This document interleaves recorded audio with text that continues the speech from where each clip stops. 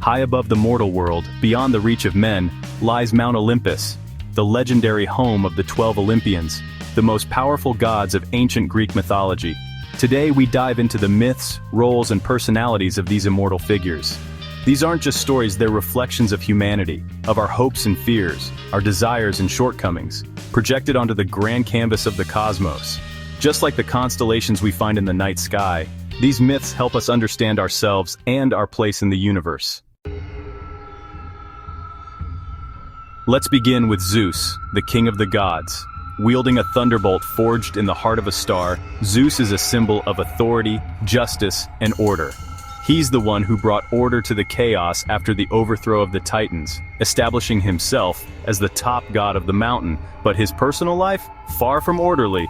Zeus had a penchant for, shall we say, extracurricular activities, and by extracurricular I mean he had a lot of affairs. We're talking goddesses, nymphs, mortals, you name it, Zeus probably had a fling with them. These romances often stirred chaos among gods and mortals alike. Take Europa, for example. Zeus, smitten with this Phoenician princess, transformed himself into a white bull to abduct her. This led to the founding of Europe, but also to Hera's, Zeus's wife, unending wrath. These stories reveal a lot about the ancient Greeks' understanding of power. Zeus, despite his flaws, represented the ultimate authority, capable of shaping destiny with a flick of his lightning bolt. Next we have Hera, Zeus's wife and the queen of the gods. Hera isn't just some queen consort content with sitting pretty on a throne. She's a force of nature, a goddess in her own right, representing marriage, childbirth, and the power of women. But let's be real, she was dealt a tough hand, married to the god who couldn't keep it in his godly pants. Hera's relentless persecution of Heracles makes for some of the most compelling stories in Greek mythology. Hera's story is one of strength and resilience in the face of betrayal. She reminds us that even in a world ruled by gods, human emotions are powerful forces, capable of shaping destinies and sparking epic conflicts. Now let's dive into the depths with Poseidon, god of the sea. With his mighty trident, Poseidon governs oceans, earthquakes, and for some reason horses. Known for his volatile temper, Poseidon wasn't one to back down from a challenge, even if it meant unleashing the fury of the sea upon those who crossed him. He was a major player in some of the most famous Greek myths, like the Odyssey, where he spent a good chunk of the story making Odysseus's life a living hell after the hero blinded his Cyclops son, Polyphemus. Poseidon embodies the raw, untamed power of the ocean, both its beauty and its capacity for destruction. He reminds us that nature is a force to be reckoned with, capable of both great creation and terrible devastation. Chapter 4, Hades, misunderstood ruler of the Underworld. Now we descend into the realm of the dead, a place even sunlight fears to tread, to meet Hades, the ruler of the Underworld. Hades often gets a bad rap. He's not part of the official 12 Olympians, mostly because he lives underground. But he's a pivotal figure in Greek mythology. And frankly, someone's got to do the job. Hades is often depicted as stern and brooding, which is understandable given his line of work. He's deeply devoted to his wife, Persephone, whom he abducted from the surface world. Hades reminds us that death is an inevitable part of life, and that there's beauty and mystery to be found even in the face of the unknown. Chapter 5, Athena, wisdom, war, and a really big brain. From the depths of the underworld, we ascend to the heights of wisdom with Athena, the goddess of wisdom, war, and strategy. Born from Zeus's head fully grown and armored, Athena was basically the ultimate daddy's girl. Athena represents the power of intellect and courage. She's the patron goddess of heroes, guiding them with her strategic mind and unwavering support. Athena reminds us that knowledge is power, and that true strength comes from a balance of intellect, courage, and compassion. Chapter 6, Apollo and Artemis, the sun and the moon, the lyre and the bow. Now let's talk about the twin titans of light and nature, Apollo and Artemis. These two, born to Zeus and the titan Leto, represent the duality of the natural world, the balance between day and night, reason and instinct. Apollo, the god of the sun, music, prophecy, and healing, is one of the most versatile Olympians. His twin sister Artemis, goddess of the hunt, is a force to be reckoned with. Together, Apollo and Artemis represent the harmonious balance of the natural world. They remind us that even in the face of opposing forces, there's beauty and wonder to be found in the cycles of life and death, light and darkness. Chapter 7. Artemis, the Huntress, the Protector, the Independent Woman.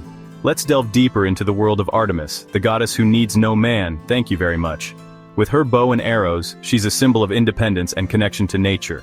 Artemis is a fierce protector of purity and wilderness. Her myths are full of striking tales of revenge and loyalty, showcasing her unwavering dedication to her principles and her followers. Artemis's story resonates with the human desire for freedom, for connection to the natural world, and for the strength to define one's own path. She's a reminder that we don't need anyone's permission to be powerful, independent, and true to ourselves. Chapter 8, Ares, the god of war, and not much else. Now let's talk about Ares, the god of war. Ares is the embodiment of the raw, primal instinct for violence and destruction. Unlike Athena, who represents the calculated and strategic aspects of warfare, Ares revels in the chaos and bloodshed. Despite his power, Ares is often portrayed as impulsive and foolish, easily manipulated by his sister Athena, and often on the losing side of conflicts. Ares reminds us that while conflict is an inevitable part of life, it's important to approach it with a level head and a clear understanding of the consequences. He's a reminder that brute force without strategy or compassion ultimately leads to destruction. Chapter 9. Aphrodite, love, beauty, and a whole lot of drama. Now let's talk about the goddess who needs no introduction, Aphrodite, the goddess of love and beauty. Aphrodite's power is undeniable, capable of influencing the hearts of gods and mortals alike. Born from the sea foam, Aphrodite's allure was legendary. Her beauty was so captivating that it could launch 1,000 ships, literally, as evidenced by the Trojan War. Aphrodite reminds us that love is a powerful force, capable of shaping destinies and driving us to great lengths. Chapter 10. Hephaestus, the blacksmith with a heart of gold. From the ethereal realm of love, we descend into the fiery depths of the forge with Hephaestus, the god of fire and craftsmanship. He's the ultimate craftsman, the Olympian blacksmith who forged the weapons of the gods and created objects of unparalleled beauty and power. Born with a limp, he was cast out of Olympus by his own mother, Hera. Hephaestus channeled his energy into his craft, becoming the most skilled blacksmith in all of creation. Hephaestus's story is one of resilience, creativity, and the power of finding strength in unexpected places. Chapter 11. Hermes the messenger, the trickster, the god of getting things done. Now, let's catch a ride with Hermes, the messenger god, the fastest of all the Olympians. With his winged sandals and mischievous grin, Hermes is the epitome of quick wit and swift action. Hermes is the god of travel, commerce, communication, and a few other things I'm probably forgetting. Hermes reminds us that sometimes you gotta think outside the box, be resourceful, and maybe bend the rules a little to get things done. He's the embodiment of adaptability, communication, and the power of a little bit of cunning. Chapter 12. Hestia, the heart of the home, the unsung heroine. Finally, we come to Hestia, the goddess of the hearth and home. Hestia might not be as flashy as some of her siblings, but she's the glue that holds it all together. She represents the stability, warmth, and nurturing energy of the home, the foundation upon which families and communities are built. Hestia reminds us that even in a world obsessed with power and glory, there's immense value in the simple act of creating a loving and supportive home. She's the unsung heroine of the Olympian family, the quiet force that binds them together. Together, these gods and goddesses ruled the cosmos, shaping the world with their power, wisdom, and sometimes their flaws. Their myths continue to captivate us, reminding us of the timeless nature of storytelling. Just like the constellations we trace in the night sky, these stories connect us to the past, to the hopes and dreams of those who came before us. Which Olympian do you find most fascinating? Let us know in the comments, and don't forget to like and subscribe for more mythological adventures. Thanks for watching, and remember, every myth has a story worth exploring.